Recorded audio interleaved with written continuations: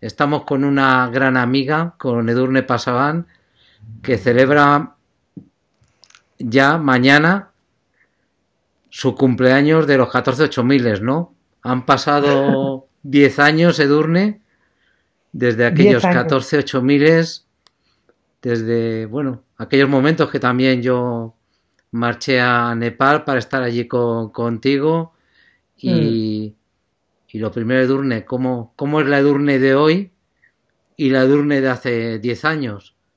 Porque tu vida ha cambiado bastante, ¿no? Sí, mucho, mucho. La verdad es que ha cambiado mucho en 10 años, Darío. Ya me gustaría volver a donde estuvimos hace 10 años ahora mismo, ¿eh? En lo que vivimos en aquel último final, como todo lo que se montó después en Katmandú y todas estas cosas. Pero bueno, sí que ha cambiado estos 10 años. Después de aquello se bajó el pistón o bajé el pistón del himalayismo, pasé un poco de página de aquello. Empecé bueno, intenté encontrar de alguna manera reinventarme y mirar a ver hacia el futuro a qué me iba a dedicar. Y bueno, nunca desvinculada de la montaña, porque para mí la montaña es mi vida y entonces siempre he estado estos 10 años vinculada de alguna manera a la montaña. He seguido yendo a Nepal, he seguido con la fundación y hace 3 años pues quizás lo que más cambió mi vida es tener un niño, tener a Max, que eso es, bueno, yo siempre digo que fue mi 15.000 y ese pues es el que cambia de verdad toda la situación. Sí, es el 8000 definitivo, ¿no? Con el que estás ahora. Y además era como siempre algo que siempre tenías en la cabeza, ¿no? Que siempre cuando se te preguntaba sobre el Edurne alpinista, el Edurne que estuvo en los 14 miles, tú siempre echabas en falta esta faceta, ¿no? De madre, Sí, ¿no? De sí, renuncia que habías tenido que hacer, ¿no? Para sí, llevar todos esa los que me vida. conocisteis en aquella época, vosotros teníais claro que, o sea, los que me conocíais bien, sabíais que yo quería ser madre algún día y que eso no podía pasar. O sea, si no lo hubiera sido, se me hubiera quedado algo sin hacer realmente, ¿no? En mi vida. Entonces, pues sí. Yo siempre digo que soy afortunada de poder haber hecho una carrera como la de los 14 miles y encima darme tiempo para poder ser madre y ahora pues estar disfrutando de ello con mi hijo. Porque los 14 miles terminarlos, ¿cómo fue? Fue un tema que viviste bueno, se vivió con mucho, bueno, tensión, la parte final, con el tema de la coreana, es decir, con mucha presión. Y luego los deportistas, cuando acaban con un gran objetivo, suelen decir cómo es esa etapa que viene a continuación. Esa etapa, por un lado, supongo Es que una de etapa gloria, difícil. reconocimiento, y por otro lado, a nivel personal, eh, ¿cómo es? Mm.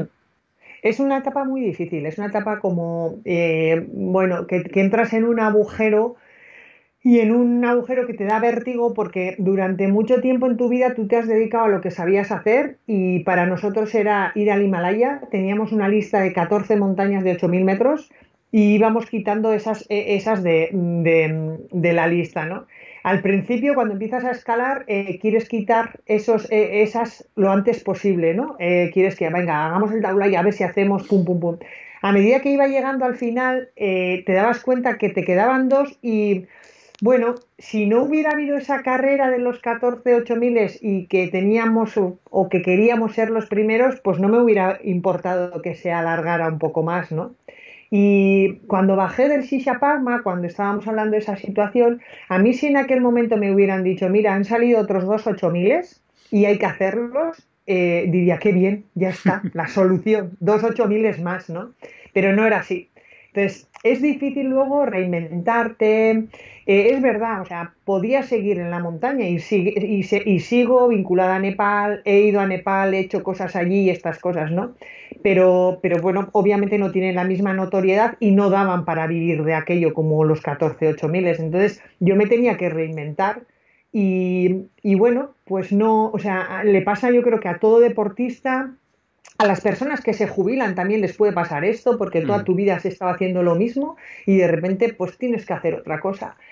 Y bueno, pues en eso he estado esos 10 años. Hay que decir que en el año 2011, 12 yo me hice un curso de coaching, me formé como coach porque ya estaba pensando en dar conferencias, en trabajar en... Y aquel curso de coach, en vez o sea, me ayudó mucho, bueno, a formarme, pero me ayudó mucho personalmente, porque me ayudó a hacer una visión de cómo yo quería verme dentro de en los 10 años siguientes, ¿no? Y realmente hice un esquema muy sencillo, que yo quería estar vinculada al monte, lo estoy, tener la fundación y darle más bombo a la fundación. Quería formalizarme como conferenciante y trabajar de eso, y quería ser madre. Y tener eso claro en una hojita, en una visión, me ayudó mucho el después de los 14 y estos 10 últimos años. Claro, porque era una etapa que terminabas, ¿no? Y Mm. tenías que plantearte ahí nuevos objetivos. Y hubo una etapa también dura, ¿no? De mientras creabas esos nuevos objetivos.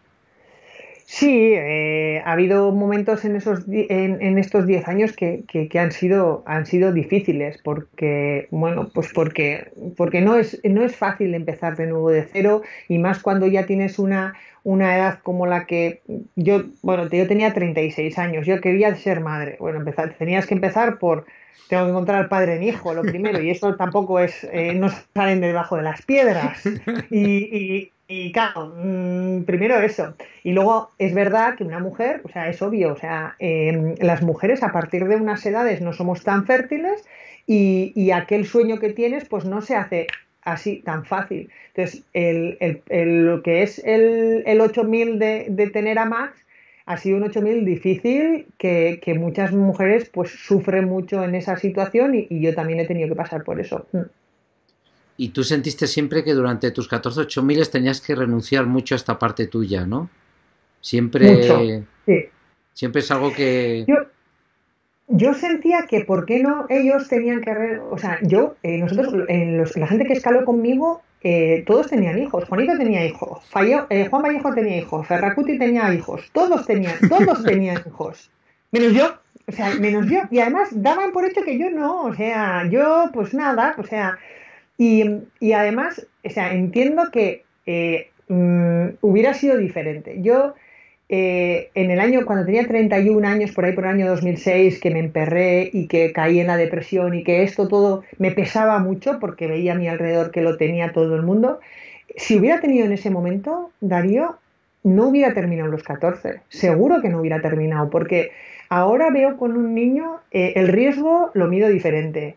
Irme más de 15 días ya me cuesta mucho. Entonces, no hubiera sido, o sea, aquello, cuando estábamos haciendo los 14 había que estar centrado en aquello y pensar solamente en eso. Yo, sinceramente, no sé cómo lo hacían los otros.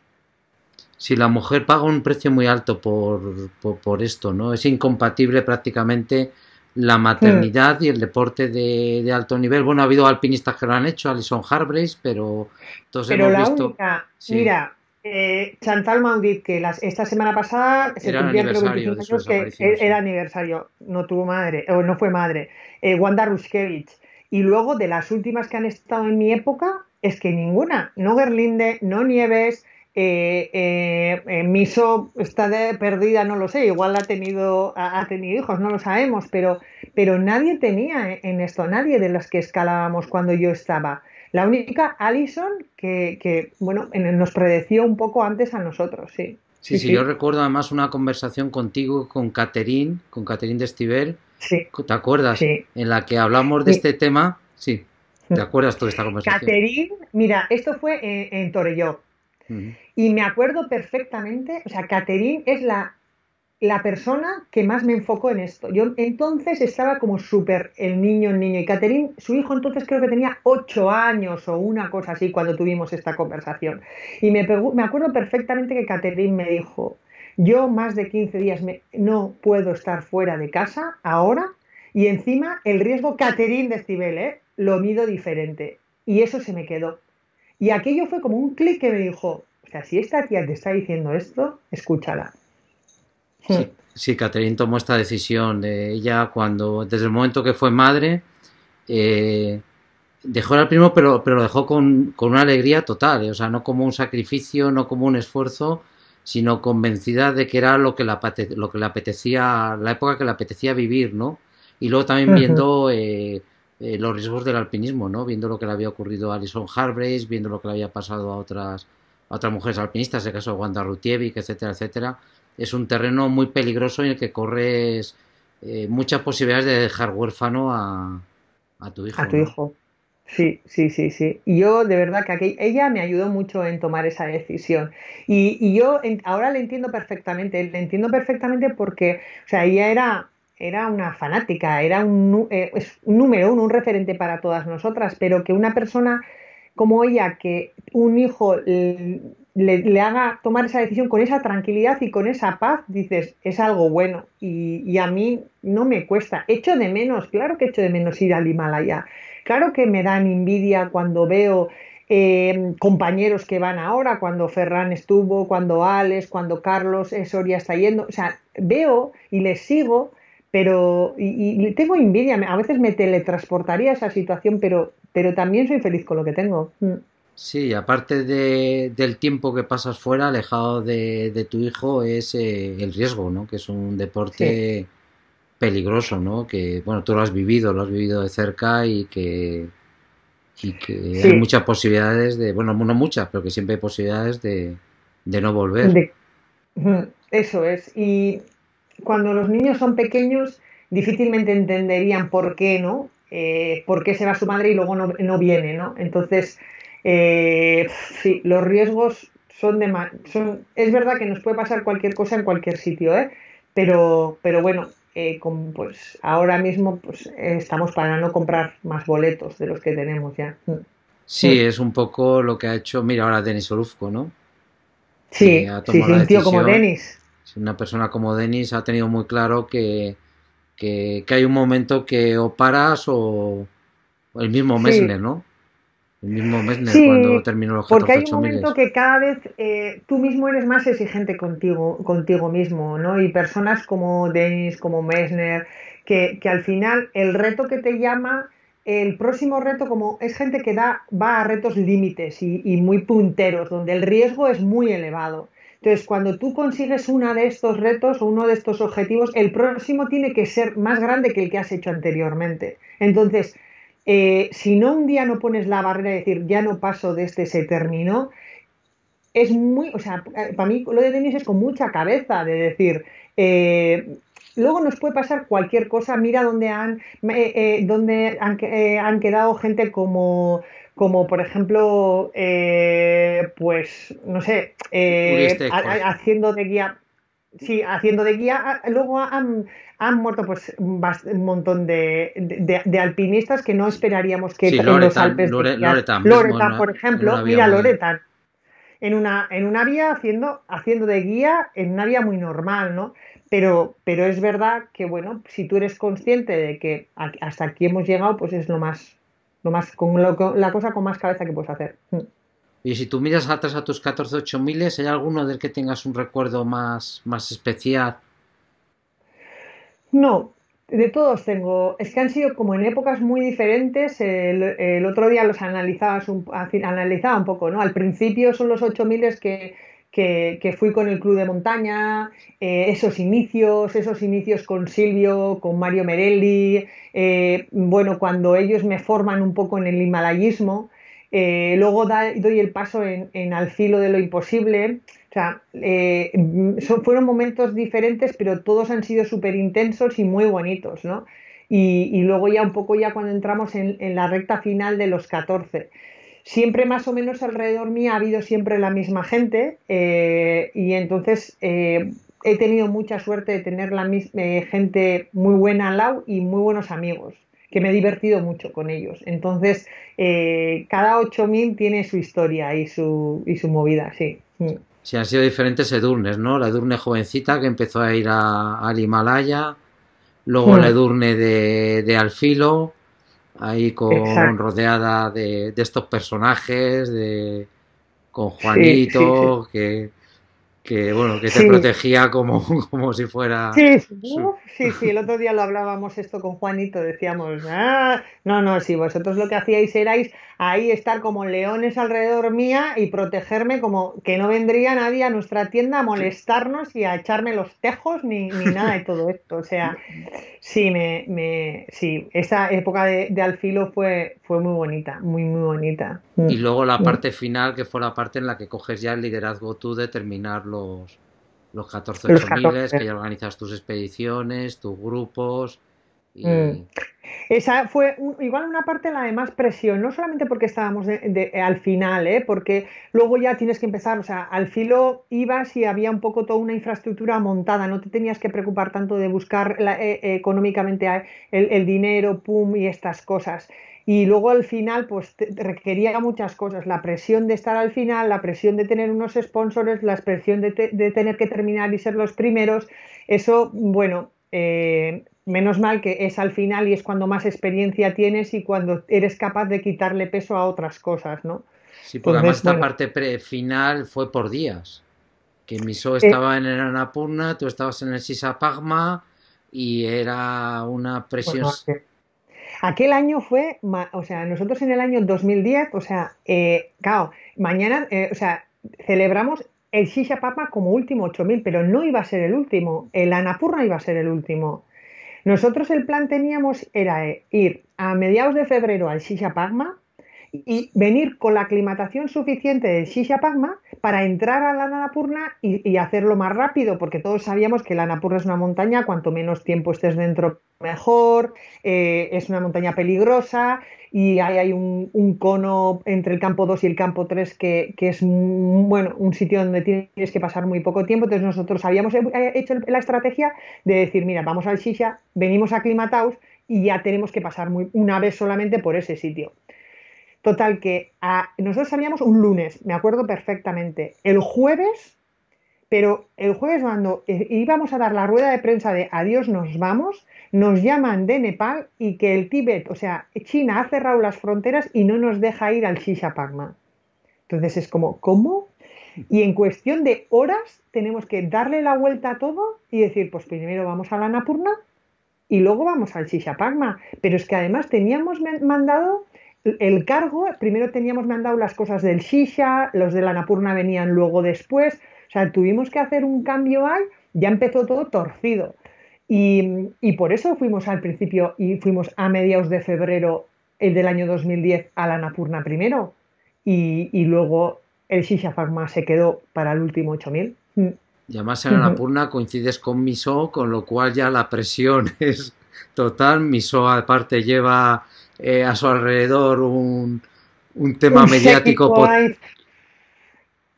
Mira, nosotros llegamos los primeros al campo base de la Annapurna. No había nadie. O sea, en eso tuvimos mucha suerte. Llegamos a mediados, finales de febrero.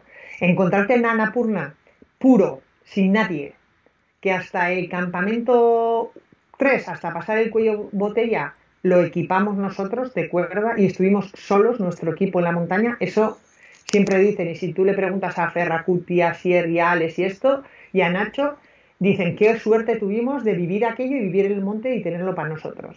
Pero de repente un día empiezan o sea, empieza a venir la gente, porque claro, ya sabéis que la temporada no es en febrero, es un poquito más a finales de marzo, primeros de abril.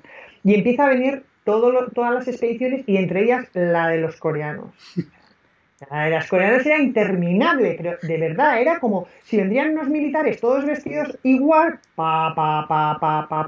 montan allí un campamento que si fuera allí un campamento, no sé, y ahí decíamos, ¿dónde estamos? O sea, en ese momento tú te das cuenta que nosotros somos una mierdilla y ellos, o sea, o sea, todo era, hay un protocolo, o sea, si querías tomar un café, un té con miso, tenías que mandar un sicario a que les diría, oye, mira, si queremos tomar un café con miso, podría venir y te daban la hora. Y estos coreanos, que son más raros que la otra, te daban la hora a la 1:30 del mediodía. ¿Y cómo a la 1:30? Que nosotros tenemos que jamar a la 1:30. O sea, eran raros, de verdad.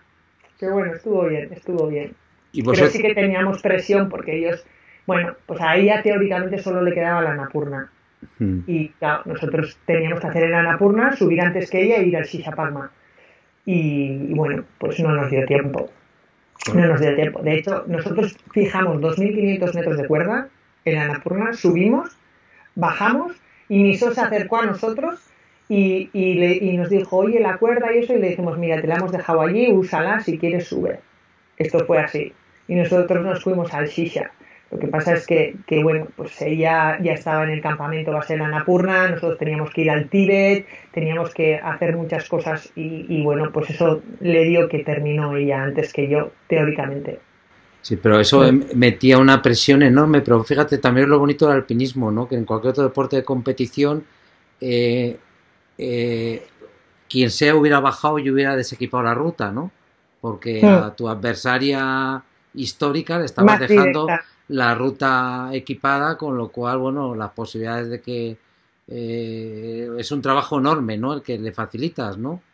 Y en el Sí, alpinismo sí. esto jamás hubiera, vamos, hubiera estado muy, muy mal. No, esto es verdad. Esto solamente yo creo que puede ocurrir en este tipo de deportes. O sea, me acuerdo que cuando bajamos nosotros vinieron el que era director de su expedición y estas cosas y nos quisieron pagar las cuerdas porque habíamos puesto 2.500 metros de cuerda que habíamos llevado de nosotros, comprada nosotros y equipado la ruta y todo.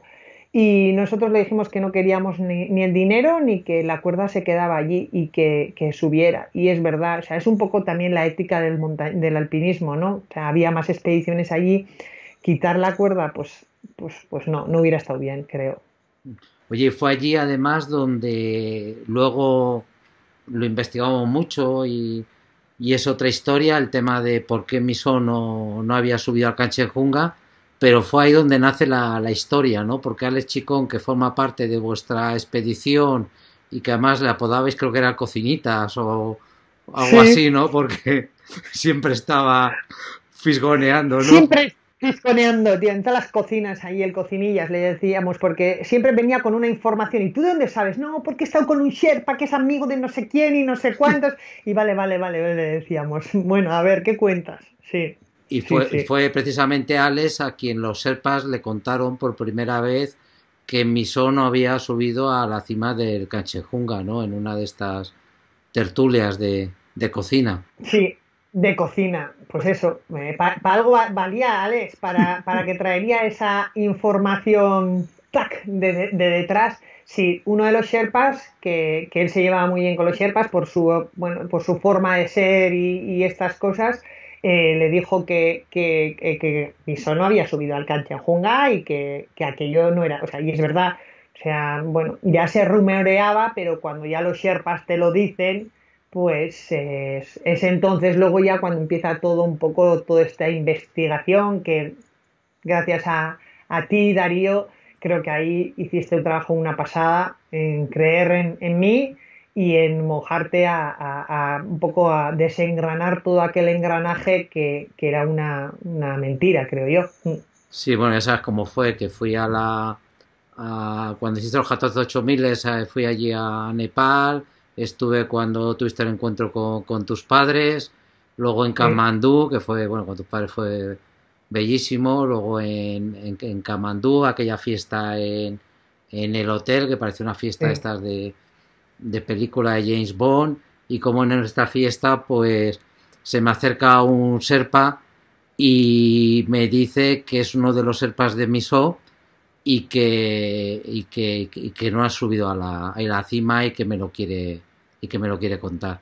Y bueno, a Mm, raíz de ahí, pues esto quizás no es el momento de esta entrevista, pero a raíz de ahí, de este Serpa que afirma que no ha subido, que son unos Serpas de Miso, luego él no quiere hablar claro, quiere hablar a cambio de dinero, pero bueno, a pero raíz de ahí pues vamos desengranando todo y también la Federación Coreana mm, ha dicho que Miso no ha hecho el Kanchejunga. De hecho, la Federación Coreana, aunque no lo mantiene mucho en Corea, no admite el 8000 de Miso. Y luego también mm, hay una historia de la bandera que Miso deja en el Kanchejunga, que la deja bastante por debajo de la, bajo de, de de la la cumbre. cima. Sí. Quizás Lo por, curioso de aquel dio todo es que Miss Holly no se quiso mojar mucho, ¿eh? No, Miss Holley yo creo que ya, quizás también la cogió mayor. Ella, sí, no era una persona que quisiera eh, mojarse, efectivamente, efectivamente. Ella era una persona que eh, quizás el mito ha ido por delante de lo que ella era realmente a la hora de, de ser realmente peleona, porque aquel era un tema realmente complicado de entrar, realmente difícil, había que mojarse mucho, ¿no? Y Mm, ella al final había hecho una fórmula y es que este tipo de 8000 los dejaba en dudosos, ¿no? No me acuerdo mm. cuál es la palabra exacta que utilizaba, pero utilizaba una palabra, ¿no? Con lo cual ella lo ponía en su listado, pero decía eh, pues que eran dudosos, que había debate en ellos, ¿no? Con lo cual los dejaba ahí Sí. en tierra de... Sí, y de hecho hay gente que los tuvo que repartir. O sea, es verdad que, ¿te acuerdas a los italianos cómo eran? Ay, ¿te acuerdas aquellos los italianos hicieron los 8000 también de los 10 de los primeros? Sí, lo tuvo. Sí, sí, Ah, bueno, a aquellos también les puso el loche dudoso y todos tuvieron que volver. O sea, ella no era capaz de decir, no lo ha hecho, pero cuando te ponían dudosos pesaba mucho la mochila encima tuya. Mm. sí. Y aquí no se quiso mojar, yo creo, por lo que tú dices. Estaba mayor y claro, era una parte, iba a pasar una parte de la historia que quedaría luego escrita. Entonces ahí, aunque luego de Bajini ya se mojó conmigo al final, cuando en el año 2011 fui a la Napurna, ¿eh? O al año 2011 cuando fuimos al Everest, ahí de Bajini, bueno, sí, no estaba claro. Yo no lo veía claro del Canchenjunga, tampoco lo veía claro lo del Manaslu y empezó ahí a mojarse. Mm. Sí, bueno, lo que pasó yo creo que Misó estaba sometido a una presión total porque ya entró más tarde que Gerlinde, que tú, que Nives Meroy en el tema de los 8000 y se Mm. puso a hacerlos a toda velocidad. Y aquel momento del Canchejunga, no sé si era 4 o 5 8000 que tenía que hacer seguidos. Y yo creo que lo que ocurrió ahí, lógicamente, es que los Serpas que llevaban ya 3 8000 tenían que hacer Canchejunga y tenían que ir a otro 8000. Iban eh, al Manaslu luego, o sea. se iban, Ah, claro. Entonces los Serpas se vieron mal tiempo, se vieron a ir relativamente cerca de la cima, que no estaban en la cima. Los Serpas yo creo que lo sabían, Misón no sé si lo sabía o no, pero los Serpas dijeron, vamos a decir que esto sea la cima, vamos a decir que sí. esto es la cima y nos vamos al próximo 8000 que ya está bien, ¿no? Que bajar de Mm, donde estaban con mal mm. tiempo para volver a subir Sí, luego mm. era una auténtica Bueno, y locura, en ¿no? aquella época, hay que decir también, estamos hablando del año 2010. En aquella época no iban tantas expediciones al Canchenjunga, no, 2009, no iban tantas expediciones al Canchenjunga y no había tantos Sherpas que sabían o que habían estado en la cumbre del Canchenjunga, ¿eh? No había. O sea, ahora es más común encontrar en Nepal, después de 10 años, y más cuando todas estas expediciones comerciales, y también porque no solamente estamos hablando que esas expediciones comerciales están en el Everest, están siendo en el Manaslu y casi todos los 8000 hay una expedición comercial ahora. Hay más Sherpas que han estado en las cumbres y que dices, y de hecho cuando tú quieres trabajar con alguno de ellos, bueno, si ha hecho cumbre en ese 8000 que vas a ir, es mucho mejor. Pero en el Kanchen no había en el año 2009 Sherpas que habían hecho cumbre en el Kanchenjunga. No había tantos, tampoco había tantas cumbres del Kanchenjunga. Entonces, ni los Sherpas sabían realmente dónde seguramente sería la cumbre del Kanchen en aquel momento. ¿Eh? Sí, no, yo creo que alguno de los Serpas que había estado que iba con ella, creo que, por lo menos uno creo que sí que conocía la cima, pero yo lo achaco sobre todo a que los Serpas tenían mucha presión porque Miso entró en un ritmo muy loco de subir 8000 y realmente esto para los Serpas era una locura porque no hay que olvidar que ellos van trabajando, ¿no? Miso tenía una misión que era subir los 8000 pero los Serpas estaban sometidos Mm. a una dinámica absolutamente terrible, ¿no? Una dinámica que de alguna forma no tenía mucho sentido este correr de un 8000 a otro, excepto pues, porque estaba intentando haber entrado muy tarde en este tema de las Mm, ascensiones. Y aparte Miso era un personaje, yo luego la conocí, la entrevisté, luego después de todo esto, y era una persona que no tenía mucho, es curioso, no tenía mucho que ver con el mundo del alpinismo, es una persona que no venía de la tradición del mundo del alpinismo, ¿no? Que apareció de una forma inesperada, porque había otras eh, coreanas que fallecieron, eh. que tenían, que tú Sí, las que estaba más conociste. vinculada al mundo del alpinismo, que era Miss Go, era escaladora, esta otra coreana había sido escaladora profesional y bueno, pues, pero Miso sí, o sea, tú a Miso le preguntabas cómo entrenaba y qué había hecho en su vida y era, de verdad te digo, yoga y natación, te decía, te decía yoga y natación. Yo me acuerdo perfectamente que me dijo esto y yo digo, le mirabas y decías, bueno, sí, digo, bueno, puede ser bueno, ¿no? Pero no tiene mucho que ver con lo que nosotros. Y luego hay una de las cosas cuando tú dices que el Sherpa se te acerca y te dice, o le dijeron a Alex Chicón, claro, ellos, o sea, una de las cosas que sí he visto en los coreanos, y eso creo que tú también lo habrás visto, o sea, que hacen mucha diferencia a la hora de un poco con los Sherpas. O sea, nosotros, cuando hemos trabajado con Sherpas en Nepal, para mí, Jambu, Pemba, todos es una persona más y un miembro más de nuestra expedición. Ellos eso no lo han visto, nunca lo han tratado así los coreanos. Y de hecho, cuando ella bajó del Kanchenjunga, uno de sus sherpas de aquella cumbre bajó con congelaciones y no la atendieron. Y nosotros en nuestra expedición estaba Jorge Gocheaga y quien la atendió de aquellas congelaciones a ese sherpa fue Jorge. Sí, que el trato Entonces, no era. De todas formas, no, lo que pasó con los coreanos, yo vi es que el tema de Miso, ellos sí que sabían que no había subido. Ellos no aceptaron ese 8000 en Cancherjunga, pero el debate quedó dentro de su comunidad. Nunca yo, por más que intenté acceder a aquella información, a que me dijeran en qué lo basaban, etcétera, etcétera, lo supe, pero a base de investigar muchísimo ellos, era un tema suyo, ¿no?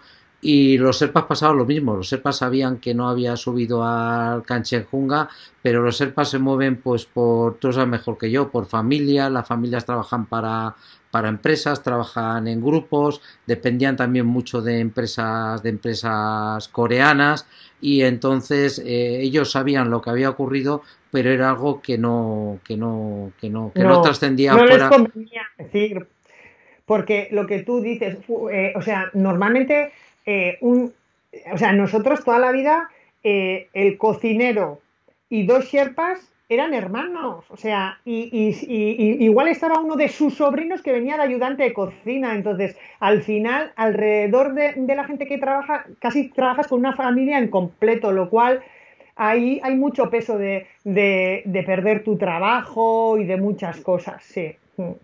La verdad es que sí que fue un tema apasionante aquello, como terminaron los 14.000. Hubo gente que no entendió tampoco eh, el tema de esta, no competición, pero sí esta presión que, que se creó para ti y este tema de descubrir la verdad. Pero la verdad es que yo creo que veníais tres mujeres alpinistas de la tradición del alpinismo, que era Gerlinde, que tiene un mérito enorme, además con la que te une una grandísima amistad con Mm, Gerlinde, la tenías, la, la sigues teniendo con Gerlinde, Nieves sí. Meroy, que todo el mundo apreciamos muchísimo, que lo dejó pues por la enfermedad de Romano, y como de pronto pues se crea esta carrera, que es una carrera pues de una persona que en Corea pues intentan arropar prácticamente a nada con muchos medios económicos pues para convertirla Mm, en la primera mujer, mm, ¿no? Ya que yo de alguna forma total. pues eh, incluso Yo me trastoca el orden. acuerdo la primera vez que coincidí con Miso, año 2007, una de sus primeras expediciones a la sur del Shisha Palma. Y estaba allí cuando no sabíamos quién era, hay unos coreanos hay, no sabíamos quién era. Es la primera vez que me encuentro en un campamento base con Miso, no tenía 8000, hizo el Shisha Palma, o estaba empezando entonces. Me acuerdo de que nos dijo a nosotros, para mí mis referentes y a quien quiero seguir eres tú, Nieves Meroy y Guerrín de Cartebrunner. Eso a mí me dijo en el campo base del Sisha Pacma en el año 2007. Y luego mira lo que corrió. porque en muy pocos años, o sea, en muy pocos años, teóricamente terminó los 14. Volviendo un poco atrás, de los 8000 más duros, quizás haya sido el K2, ¿no? Aquella experiencia con Juanito, bajar de la cima, las Sí, congelaciones, la evacuación, quizás haya sido tu experiencia más dura, ¿no? sí, sí. O sea, el K2 fue un 8000 complicado, complicado. El ataque a cumbre fue muy difícil, muy duro. Pagamos caro, Juanito y yo. Y bueno, todo lo que pasó en aquel ataque a cumbre y aquella bajada aquel día fue un día complicado, muy complicado. Sí, para mí es uno de los 8000, para mí es el 8000 más difícil y que más me ha costado.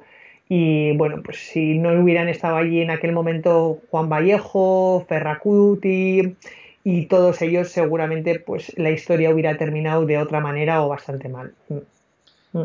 Y luego, al acabar los 14, intentaste el Everest sin oxígeno, que allí volvimos a coincidir en el campo base del Everest. Yo iba con Carlos Soria.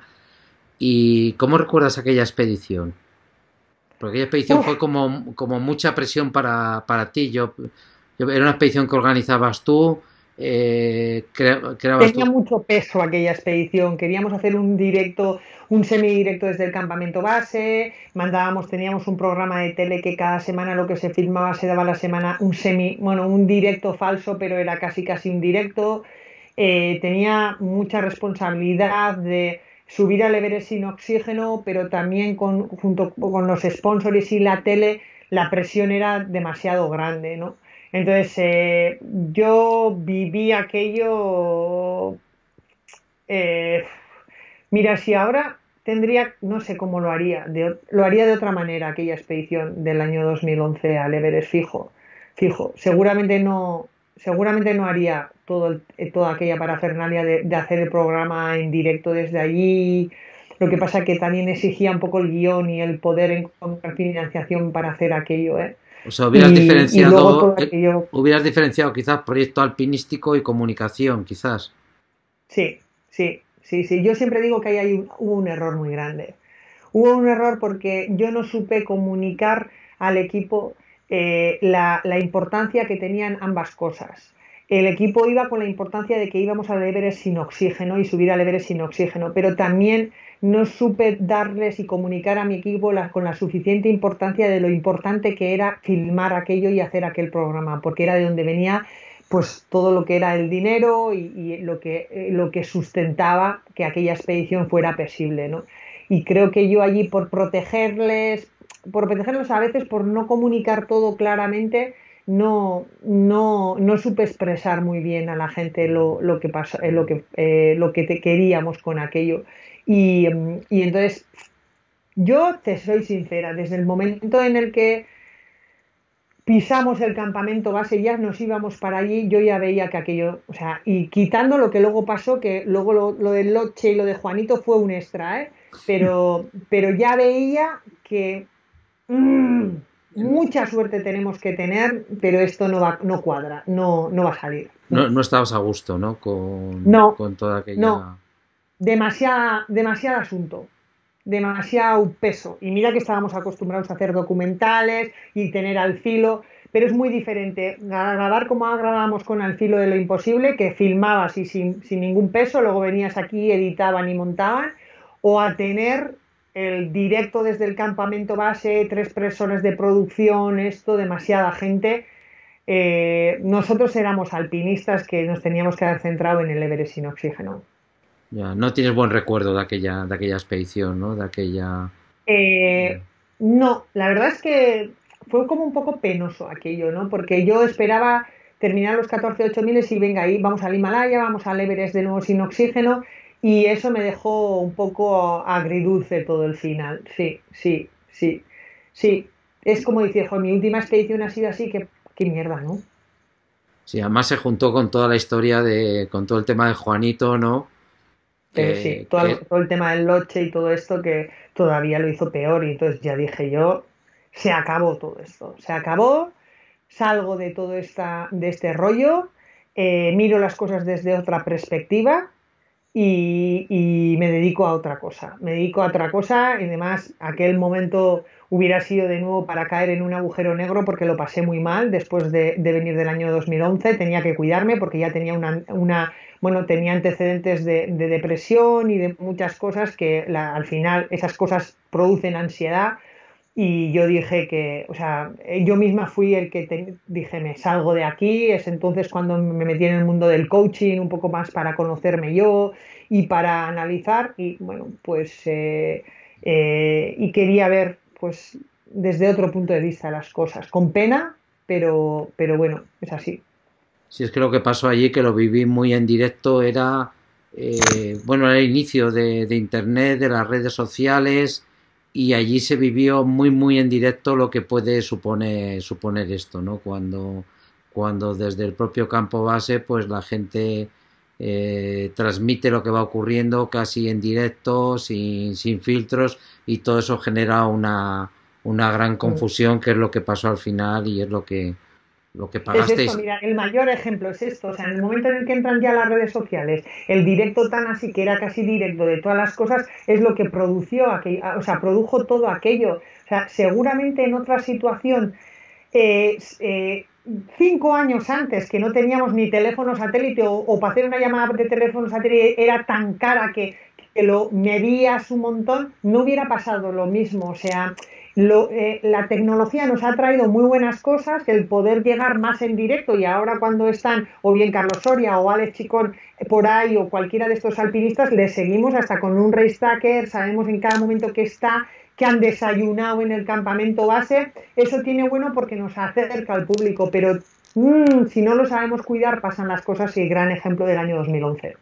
Sí, lo que pasó allí, resumiendo, fue que Juanito bajaba mal, pero realmente donde cayó desplomado fue llegando al campo base. Yo estaba ahí contigo, entonces le recogisteis. Tengo además las fotos de cuando le recogías tú a Juanito, y realmente Pícalas, porque como salgan estas, yo la liamos. fui el único en aquel momento que no publiqué nada hasta Ya, mucho tiempo después. O sea, yo sí que tuve claro que no había que publicarlo, y yo lo publiqué, te digo meses, pero posiblemente años después, ¿eh? Esas fotos han visto la luz, pero en su momento no lo hice porque sabía que no era el momento, que podía pero en transmitir. aquella situación, o sea, Juanito fue en el último momento que desfalleció en el Icefall, Sí, sí, fue pero delante de aquello, o sea, nosotros. el peso que llevaba, aquello todo, o sea, llevábamos 3 días haciendo un rescate que Juanito casi ni dio guerra, o sea,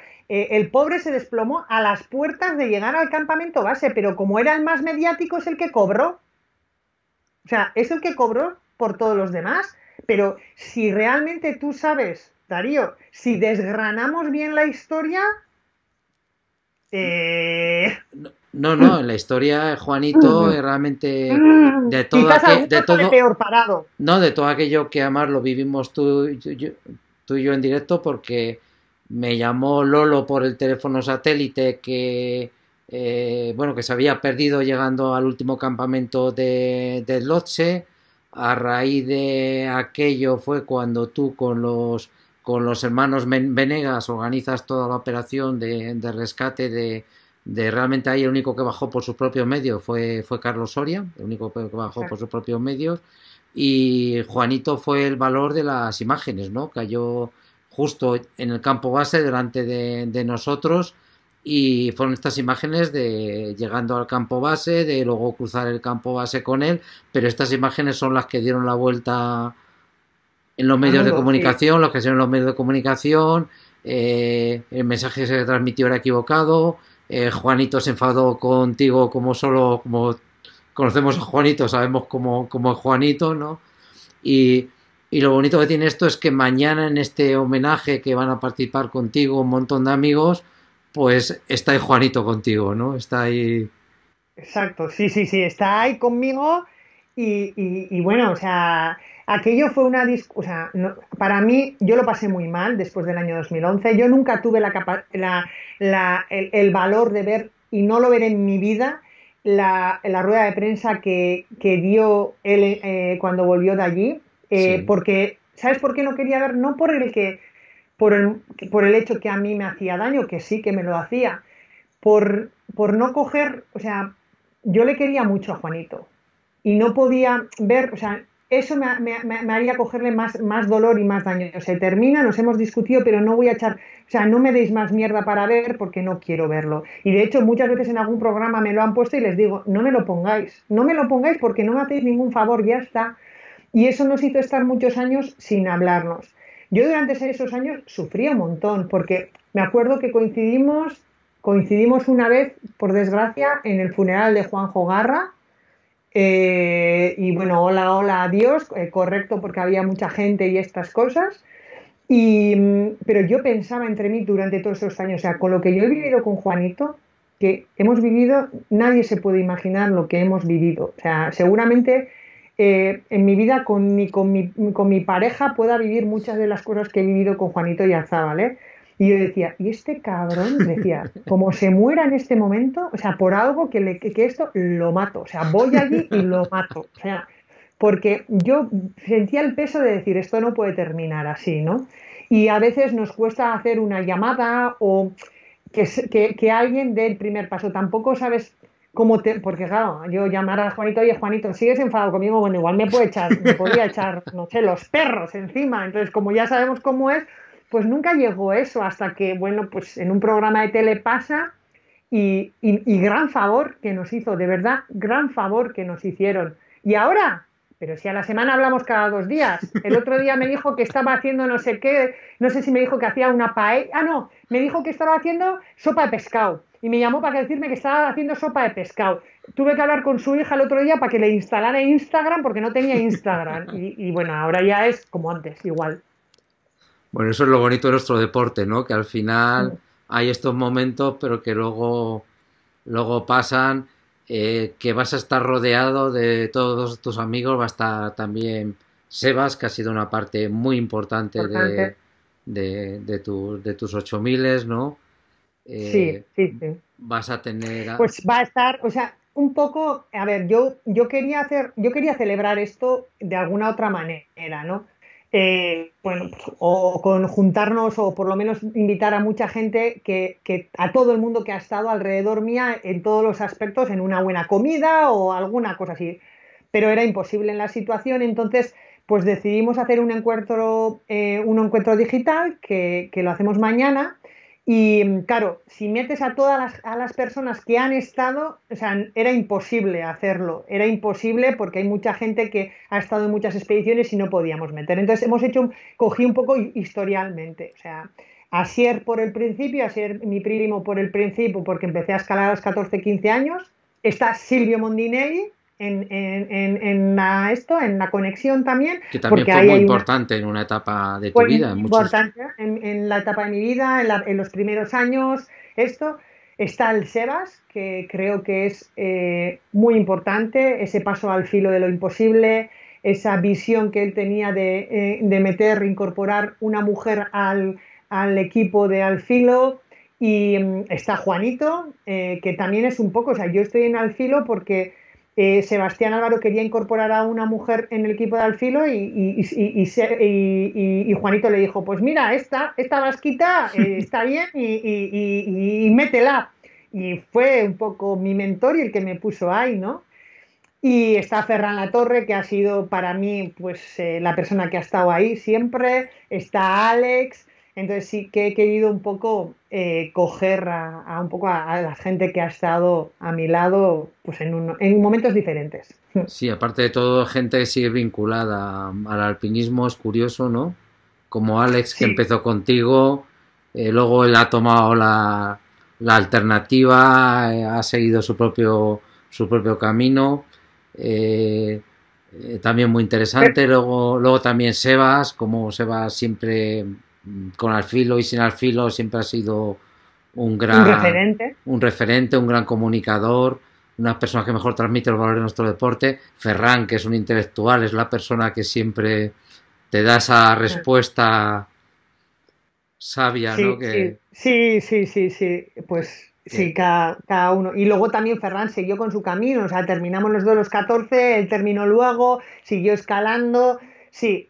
Y al otro día alguien me preguntaba, ¿pero mantenéis el contacto y esto? Y sí, sí, es que, o sea, no sé, o sea, son mis amigos. O sea, yo tengo mi cuadrilla de mis amigas de toda la vida del colegio, pero para mí estos son mis amigos y claro que mantenemos el contacto y nos vemos y Ferran muchas veces en invierno viene aquí al valle a esquiar conmigo, con Alex me lo encuentro cada 2 por 3 porque no sé qué tenemos que hacer, con Juanito, pues ya veis, me llama para sus historias. O sea que sí, sí, que para mí son mis amigos y aunque no estemos en los 8000 y estas cosas, serán siempre. Sí, lo único es eso, que el alpinismo son grandes caracteres, ¿no? Y todos estos personajes Cada son, personaje, son grandes caracteres. Sebas es un gran carácter, Ferran es otro gran carácter, Alex Chico es otro gran carácter, Juanito, Juanito, ¿qué vamos a Juanito decir? que no vamos a Silvio hablar, ¿no? Mondinelli, ¿qué vamos a decir? Sí, sí, sí, sí, todos gente con mucho, Mucha personalidad. sí, mucha personalidad, cada uno de ellos en lo suyo, realmente, ¿eh? Sí, sí, es que un poco de eso seguro que se necesita para subir allá arriba, fijo. Sí, sí, pero son casos de estudio, la verdad. Mm. Oye, ¿y cómo ha sido, Edurne, cómo ha sido estos días de pandemia, de coronavirus, de estar encerrada en casa?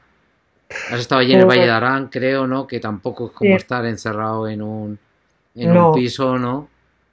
tenemos más suerte, hemos tenido más suerte que vosotros, igual en Madrid o en cualquier otra ciudad. A mí me ha tocado en el Valle de Arán en las primeras semanas de confinamiento, igual que todo el mundo, porque al final no podíamos salir de casa ninguno, ¿no? Entonces, pues bueno, la gente lo comparaba con estar en una tienda de campaña, a veces que también tenemos que estar confinados a la espera de que venga el buen tiempo y nos pasamos 2 semanas en el campamento base achicando solamente nieve y esperando, ¿no? Lo que pasa es que aquella situación lo elegíamos nosotros éramos los que elegíamos ir al Himalaya y esta situación nos ha venido de repente. Un día nos dijeron que ya no saldríamos de casa y nos ha pillado, ¿no? No lo he llevado mal porque a mí, bueno, pues me ha dado tiempo para hacer otras cosas, para hacer conexiones por tipo esta, para escribir, bueno, me monté mi medio bicicleta y entrenamiento en casa. Lo peor ha sido llevar el niño con 3 años, era más duro.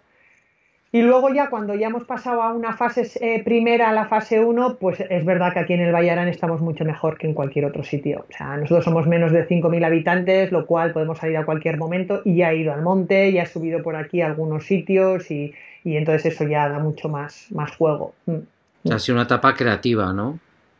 A Sí, pesar sí, de sí, estar en casa, ha sido es una... que yo creo que a todo el mundo nos ha pasado esto porque claro, se termina, o sea, yo tenía hasta junio un calendario de todas las semanas, conferencia aquí, allí, tenía que ir a Colombia, tenía que ir a México, tenía que ir a un montón de sitios y se para todo, entonces pues o te reinventas o, bueno, empiezas a pensar, pues a intentar darle una vuelta a esto y empezar a pensar en el que, bueno, si ocurre otra vez o estemos preparados o nos adaptamos a estar conectados y a ser capaces de hacer este tipo de cosas o es que no vamos a poder hacer nada, ¿no? Y es lo que nos ha tocado a la mayoría de la gente nuestra. Claro, porque tu vida profesional ahora está muy centrada en las conferencias, con lo cual las conferencias ahora entramos en el peor momento del mundo, Cero. pero claro, los actos públicos.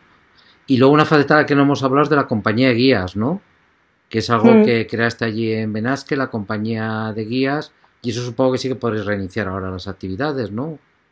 Sí, bueno, ya veremos, los guías han empezado, pueden empezar a trabajar, pero por ejemplo, nosotros trabajamos mucho con el extranjero, somos un receptivo, trabajamos mucho nuestros clientes inglés, americano y así. El invierno bueno, lo hemos pasado bien, porque bueno, aunque nos faltó un mes de trabajo que fue la Semana Santa y eso ya lo hemos salvado, pero claro, ahora ya te digo que el 90% del cliente nuestro es extranjero, lo cual está parado todo y no hay, o sea, es que no vienen ni mails de peticiones porque la gente no se plantea el viajar, ¿no? Entonces, va a ser un sector que el turismo, todos lo sabemos, que nos va a golpear mucho y el mundo de los guías y esto, aunque ahora ya les han dado, y lo publicaste esto el otro día, que pueden empezar a trabajar, pero las limitaciones todavía son muy grandes para ver color a esto. O sea, lo que hace es que la gente se está empezando a plantear a ver cómo pasamos el verano y a ver si en invierno todo está bien y podemos empezar fuerte el invierno, ¿Por en qué el mundo creaste, del viaje y en turismo. ¿Y por qué creaste esta compañía de guía? ¿Por qué creaste esta empresa de...? Siempre has sido una Pues persona, siempre has sido una persona muy inquieta, ¿no? Te decir que siempre has tenido como varios frentes, ¿no? Por un lado el tema de coaching, conferencias, sí, alpinista. porque sí, bueno, porque sí siempre tengo un poco ahí la griña de emprender y de hacer proyectos y estas cosas. Y yo estaba muy vinculada al Bayarán, había entrenado mucho aquí, me sentía bien, me gustaba el tema este. En algún momento en mi vida también ha habido algún guía como pareja y estas cosas y empieza un proyecto a bulular en la cabeza y al final coge pies y cabezas y te metes a 100, ¿no? Y pensaba también que yo estaba muy enfocado, estamos muy enfocados en el extranjero, ¿no? Nosotros somos un país en que, y yo lo he visto porque yo he ido a tocar puertas en Estados Unidos, países nórdicos, Inglaterra, es de donde vienen mis clientes, y yo me daba cuenta que cuando íbamos a vender turismo de montaña y que España era un sitio que podías venir a hacer montaña y montañas interesantes y bien bonitas, no solamente en el Piri, en Picos, en un montón de sitios, la gente no lo conocía. O sea, hemos vendido nuestro país y bien, pero sobre turismo de playa y de chiringuito.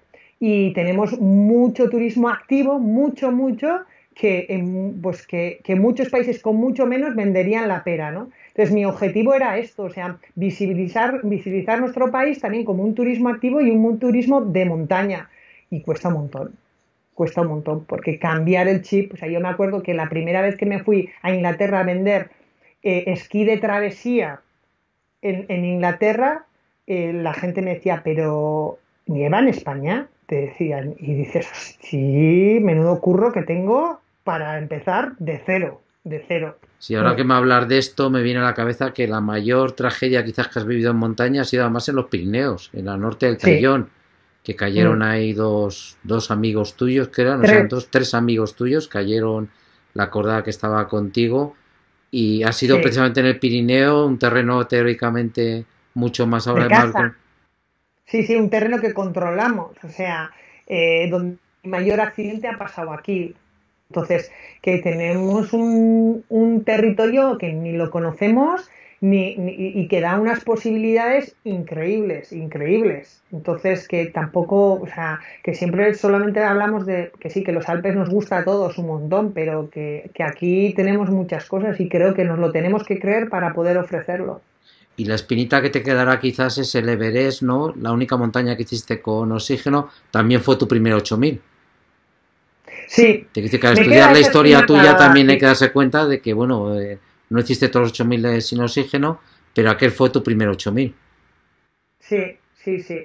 Me gustaría volver a... Bueno, a ver, o sea, el Everest sin oxígeno es como, más que por hacerlo, es una prueba conmigo, ¿no? En el que ya sería capaz ahora, con 47 años, entrenar y preparar una expedición al Everest sin oxígeno. Pero te da pereza por lo que vemos del Everest, ¿no? Yo sé que se puede subir al Everest por otras rutas y tendría que analizar muy bien cuál ruta elegir para poder ir, pero mis capacidades dan para, o sea, yo creo que yo me sentiría a gusto escalando el Everest sin oxígeno o por la cara sur o por la norte, por las dos normales. Cuando ves esas colas y ese turismo de montaña en el Everest, que esto es lo que te da pereza decir, pues no, o sea, es por lo que no vamos, por lo que lo hablaba el otro día con Ferracuti, con Ferran Latorre, decíamos, es que lo que te da pereza es que si elegimos ir en primavera, o nos vamos a otro sitio, a otra ruta, o nos vamos a encontrar por eso. Entonces, por eso creo que lo desestimamos.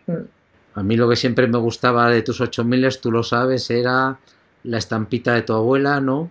La Sí, estampita de tu abuela, que tu abuela siempre me las, te me las dejaba la daba. estampita y te dejaba cuenta toda esta historia, pues es una historia bonita de recordar. Sí, mi abuela cada expedición que iba a una montaña de 8.000 metros me dejaba una estampita de cualquier virgen o santo, que yo no sabía que había tantos, entonces siempre diferentes, imaginaros cuántos encontró la señora, me dejaba en un sobre pequeñito encima de la tele de la casa de mis padres y 50 euros dentro, para que me compraría algo. para ir en el avión o lo que sea, para 50 euros. Su aportación eran 50 euros y la estampita. Y es verdad, tengo una colección así de estampitas que me la metía en el traje último día de Ataque a Cumbre y siempre todas iban conmigo, las estampitas de mi abuela. Y sí, sí, y mi abuela curiosamente falleció en el año 2018. eh, Aquel año que yo me fui, hace en 2018, en otoño, me fui al Saipal a escalar con unas mujeres nepalíes en una zona un 7000. Y el día que aterrizo en Katmandú y estoy haciendo la visa en Katmandú para entrar a esa expedición, me llama mi madre que mi abuela ha fallecido. Es como estaba esperando mi abuela que volviera al Himalaya para decir ya está, ya me voy. Y luego te cambiabas también, me estoy acordando ahora también, era ropa limpia para La, el día de cima, ¿no? ¿Cómo era aquello? ¿Cómo era? tenía una camiseta blanca, o sea, una camiseta blanca que me regaló Silvio, o sea, la primera vez que subimos, cuando fuimos al Everest, y subí a la cumbre del Everest en el año 2001 con aquella camiseta, una interior blanca. O sea, ha durado los 14 8000. Me la he puesto en todas las cumbres el último día. Limpia, ¿eh? La limpiaba. O sea, me la llevaba en la mochila hasta el último campamento para ponérmela la noche para salir a la cumbre, que ya la pobre, imaginaros cómo podía estar de desgastada durante tantos años. Pero todavía existe esa camiseta. Era tu amuleto, ¿no? Tu amuleto Era de mi la, amuleto. de Era mi la, amuleto. de- Nos volvemos maniáticos en estas cosas. Yo creo que todo el mundo un poco somos un poco así, con estas manías bastante especiales. ¿Tú has sido así religiosa? De...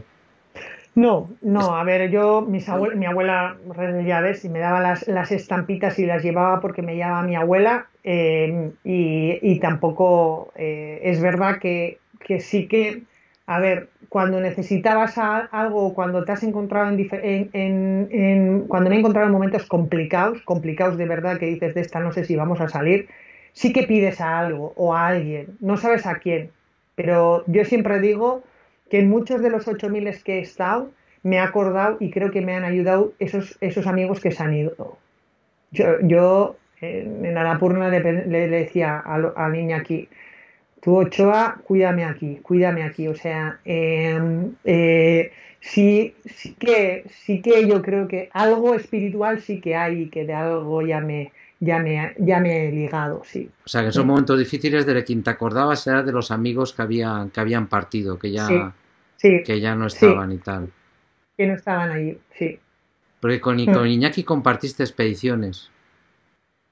Eh, sí, yo y Iñaki compartimos la primera vez en el año, bueno, estaba en una expedición al lado en el año 2000 en la norte del Everest, allí, y luego ya coincidimos en más sitios, Sí, bueno, el juntos, K2 en también el cuando... Choyu, en el K2, en el Choyu, en el Everest del año 2001, en el Choyu del 2002, en el K2 del 2004, sí. Oye, y ya para terminar, la Edurne de entonces, la Edurne de hoy, es un poco como empezaba esta conversación también, cómo era aquella Pues Edurne, cómo es esta al final Edurne. es la misma, ¿eh? Yo creo que es la misma. Lo que pasa es que, bueno, pues ahora no está ahí en las grandes montañas y haciendo lo mismo, ¿no? Pero yo era una chica que le gustaba la montaña, que empezó a escalar en un club de montaña con sus amigos, escalada deportiva, que para ella lo importante era el fin de semana irse al monte y coger la mochila y pasarlo bien. Y ahora soy la misma, o sea, de otra manera. No puedo, pues no voy a escalar a Echauri o como íbamos antes o a Eguino así con los colegas, pero sí intento, pues ahora de alguna manera hacer lo que más se puede aproximar y puedo hacer con un niño de 3 años. Entonces tampoco la esencia no cambia. Lo que va alrededor mía, que es alrededor de la montaña, no ha cambiado, lo cual no hay mucha diferencia. No hay mucha diferencia. Oye, felicidades por estos 10 años desde tus 14 8000 Gracias. y esperamos celebrar los 20, 30, 40 años, Todo, Darío. Lo todos que celebrarlo ahí, todos con ya una, haremos con una una buena buena entrevista. entrevista, con una buena... Con una buena entrevista cada vez seremos más viejillos, así, pero bueno, o sea, aquí estaremos. Y dar las gracias a ti, Darío, como persona, porque para mí ha sido muy, muy importante en mi vida. a la revista Desnivel, que siempre habéis estado allí para cuidarme, para informar sobre mí, y me habéis ofrecido siempre lo que quería y la librería, pero sobre todo a ti, por los momentos que hemos vivido juntos, por aquella super expedición que nos hicimos después de terminar los 14.000 a Nepal juntos, y porque te considero una persona más dentro del proyecto de los 14.000. O sea que gracias, amigo. Muchísimas gracias, Edurne. Y sí, un día recordaremos todas aquellas peripecias que vivimos juntos en aquel viaje a Nepal. Bueno, de hecho recordábamos en una transmisión que hiciste tú Sí, sí, sí, sí, sí. en tus directos hace poco que hicimos los papeles al revés. Me entrevistabas tú. Sí, cuando yo te entrevistaba. Bueno, Bueno, Darío, mil gracias. un beso ¿Mm? muy fuerte, Edurne. Nada. Cuídate. ¿Mm? Cuídate.